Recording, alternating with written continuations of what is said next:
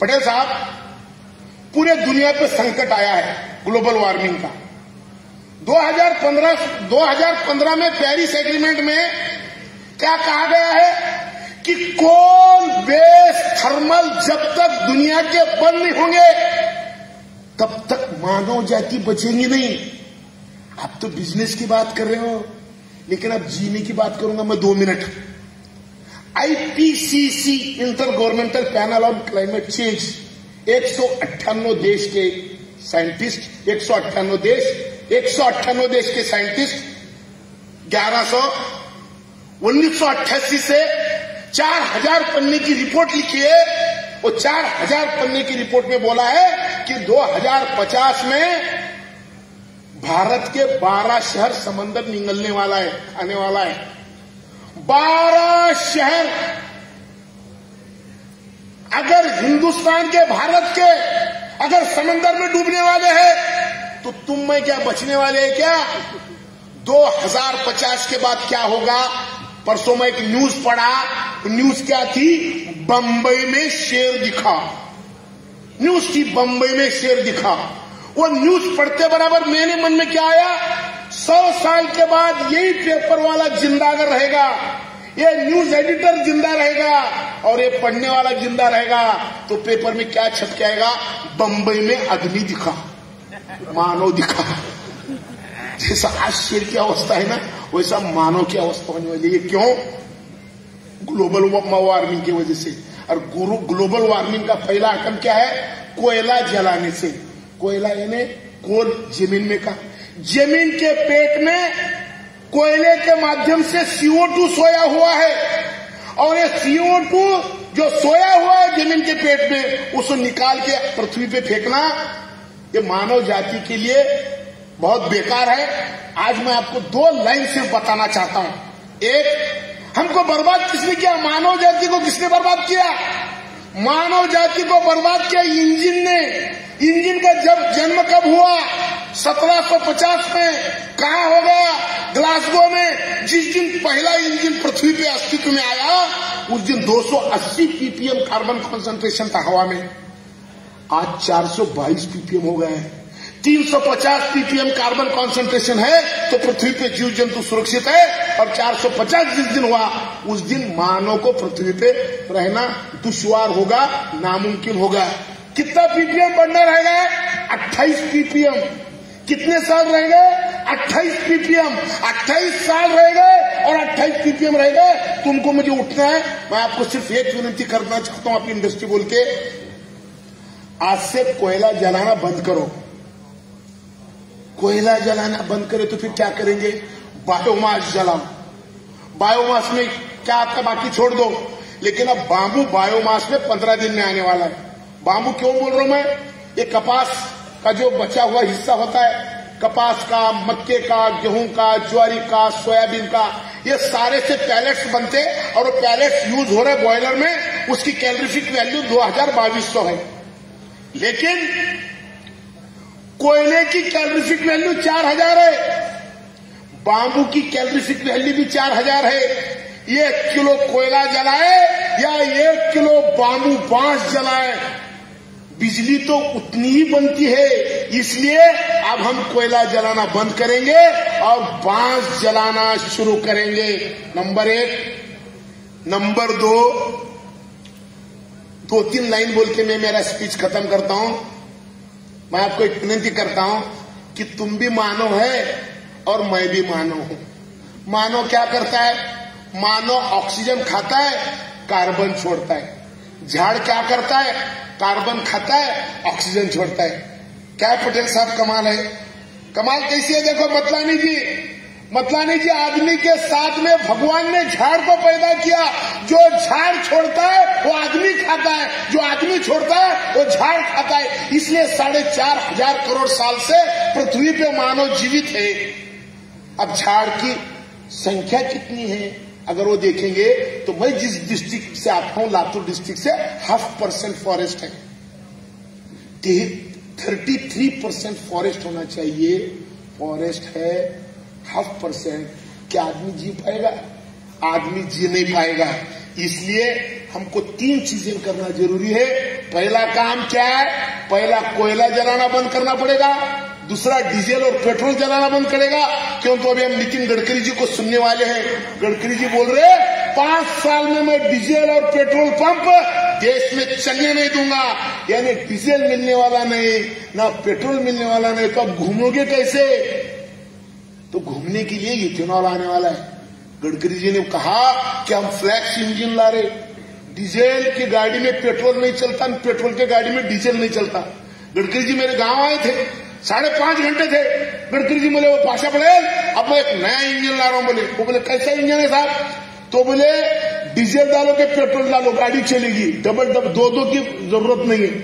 उन्होंने फिर एक बात पूछा, बताया मुझे कान में, पाशा जी और एक मैं ये ला रहा हूं तेल। कौन सा? आदमी लोग जो रात में पीते ना, वो गाड़ी के लिए। यानी अब 2 बॉटल रखने का, एक गाड़ी के लिए एक मालिक के लिए। पर जेब बदला तो गाड़ी बंद नहीं पड़ती, कौन से जेब का मालिक को भी चलता है और इंजन को भी चलता है। ऐसा फ्लैक्स इंजन आने वाला है और इस इंजन में भी हम बांबू से इथेनॉल तैयार कर सकते हैं, हम बांबू से बॉयलर चला सकते हैं। तो आप कृषि मंत्री है, मुझे आपसे एक विनती करना है, आप अगर चाहोगे अगली नस्ल अगर हमको जिंदा रखना है तो फॉरेस्ट कवर बढ़ना पड़ेगा। और फॉरेस्ट के लिए बांबू की सिवा दूसरा कुछ है नहीं।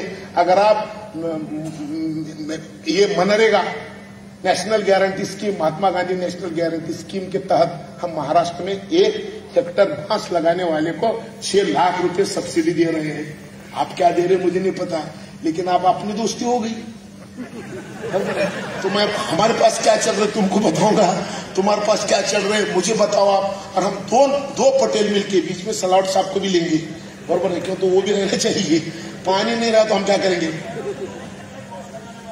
अरे वहां इनके नहरों के किनारे बांस लगाने वाले, ऑटोमेटिक पानी भी है, जमीन भी। अरे क्या बात है यार, जरा ताली बजाओ, जरा अच्छी बातों पे तो ताली बजाओ। और इसलिए मुझे ऐसा लगता है कि ये सारी चीजें आप लोगों को सिर्फ मैं एक रिक्वेस्ट करना चाहता हूं, कृपा करके कोई भी बॉयलर में अब कोयला जलाना नहीं। बायो मिशन से, बायो मास से हमको बॉयलर चलाना है। कोयला 10-12 हजार रुपये हो गया, 5-6 हजार रुपये बांबू मिलने वाला है। मुझे आपको एक सिंपल रिक्वेस्ट करनी है कि आपके फैक्ट्री का जो कंपाउंड है कम से कम उतना बांबू का करो। दूसरी बात, आपकी इंडस्ट्री में जो जमीन बची हुई है 10-5 एकड़, वहां भी लगाओ। मैं इस सारे सभागृह में मैं एक आदमी का एक बहुत अच्छे आदमी का मैं आपको सबको तारुफ कराऊंगा। मुझे बड़ी खुशी है कि हमारे महाराष्ट्र में एक नया प्रोजेक्ट, ये बांबू का नदी के किनारे करने का एक बहुत बड़ा प्रोजेक्ट हमने कर रहे हैं। अभी कलेक्टर जी के हाथ से हमने 30 किलोमीटर बांस लगाए। इस सारे काम में ना, मेहता जी उठो जरा, मेहता जरा उठो, ये मेहता जी है, ये मेहता जी ने हमको 3 करोड़ रुपए CSR लेके दिया। तो हम सारे देश और दुनिया को मानव जाति को बचाने का तरीका कैसे होना चाहिए, ये सारे दुनिया को एक नया मॉडल बनाने का काम हम मेहता जी के माध्यम से कर रहे हैं। आपको अगली साल जब मैं आऊंगा, ये PTT वाला मैं नहीं हूं, PTT के TTP क्या बोलते उसको, PTT वो मुझे नहीं जमा, PPP। लेकिन अगली बार मुझे क्या लग रहा है कि PPT पे लोग भरोसा कर रहे, तो अगले बार मैं PPT लाके बताऊंगा तुमको किस तरीके से मानव जात बचने वाली है। मैं इतना आपको कहना चाहता हूं। और मुझे ऐसा लगता है कि फिर आखिरी एक शब्द सारे इंडस्ट्री से, सारे किसानों की ओर से, सारे इंडस्ट्री की ओर से, और बराबर है ना, वो तो बोला ना मैं, एक्सपोर्ट इंसेंटिव का बोला ना मैं। देखिए पटेल साहब, 7.5% एक्सपोर्ट इंसेंटिव था। एक्सपोर्ट इंसेंटिव क्यों था? क्योंकि दुनिया में जेनेटिक मॉडिफाइड DOI केक है, जेनेटिक मॉडिफाइड केक है। उस केक के हिसाब से वो 1 हेक्टर को 3 टन उनका आता है, हमारा 1 टन आता है। 1 टन और 3 टन इतना हमारा अंतर है। तो जो 3 टन वाला जो इंटरनेशनल मार्केट में बेच के लिए वो उनकी स्पर्धा नहीं कर सकता अर्जेंटीना में बल देने के लिए हमको एक्सपोर्ट इंसेंटिव अगर तब तक हम नहीं देंगे, निर्यात अनुदान जब तक ये इंडस्ट्री को नहीं देंगे तब तक ये इंडस्ट्री किसानों को पैसे नहीं देगी। मैं आपका भला करने के लिए, देवेश जी, मैं आपका भला करने के लिए नहीं आया हूं। किसानों का भला हुआ तो ही आपका भला होने वाला है। आपके सारे इंडस्ट्री का भला कब है? जब किसान का भला है तो इंडस्ट्री का भला है। इसलिए पहले किसान का भला होना चाहिए, फिर आपका होगा। और आप मुझे खुशी है इस बात की। मैं यहाँ क्यों आता हूँ? मैं आप जब फोन करें तब आता हूँ। उसका मतलब ये है कि आपकी जो किसानों के प्रति जो लगाव है, किसानों का भला होना जब सोचते हैं तो मुझे लगता है कि आप ये काम करो। और पाठक जी से लास्ट विनती ये करता हूँ, तुम्हारा जो एस्टीमेट आने वाला है ना, बढ़ा के मत बताओ। नहीं, क्यों? तो मैं कसम, मेरे माँ की कसम खा के बताता हूँ। मैं कितना घूमता हूँ आपको मालूम है, खबर है। 2 और 3 क्विंटल के ज्यादा एवरेज आने वाला नहीं। अब 10-12 करके हमारी मट्टी मत करो। हाँ, देखो सही है तो जोर से ताली बजाओ, सही है तो जोर से। ये सारा सभागृह मेरे साथ है पाठक जी। एस्टीमेट तुम्हारे दिमाग में उसको चेंज करो। अगर तुम्हारा एस्टीमेट अगर चेंज होगा ना तो हम सारे के सारे बचेंगे। क्योंकि लास्ट ईयर का 30% सोयाबीन अभी किसानों के घर में है। आज मैं बोरसुरी नाम का गांव है मेरे गांव के बाजू में, मैं वहां पे फोन किया था। वो बोला सर आप रेट नहीं बढ़ते, इसलिए मैं आज मेरे घर में 1 साल से बचा के रखा था। जब 7,000 रुपये रेट था तब नहीं बेचा सर। आज मुझे मजबूरी से दीपावली की वजह से 4,500 रुपये से सोयाबीन बेचना पड़ रहा है। उसका अंतर्मन कितना दुखी होगा। तो वो भी मेरा भाई है ना। हाँ। अरे वाह, चलो अच्छी बात है। देवेश जी का फिर एक बार स्पीच रखेंगे। देवेश जी क्या बोले?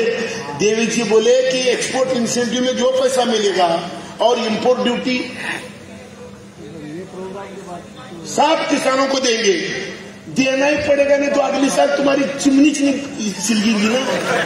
अगर हमको नहीं देंगे ना, हम और दूसरे क्रॉप पे जाएंगे, हम बांबू लगाएंगे।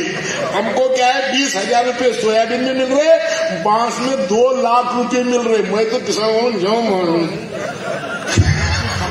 तो फिर अगर बांस में अगर नहीं जाने, बांबू अगर नहीं लगना है तो तुमको किसानों को पैसे देना पड़ेगा। आप इसलिए प्रयत्न करो। मुझे खुशी इस बात की है देवेश जी, मुझे खुशी इस बात की है कि आपके राज्य के मंत्री इतने अच्छे हैं। मेरे राज्य की बुरे ऐसा नहीं है, लेकिन आपके राज्य के इतने अच्छे हैं और आप बड़े भाई हैं।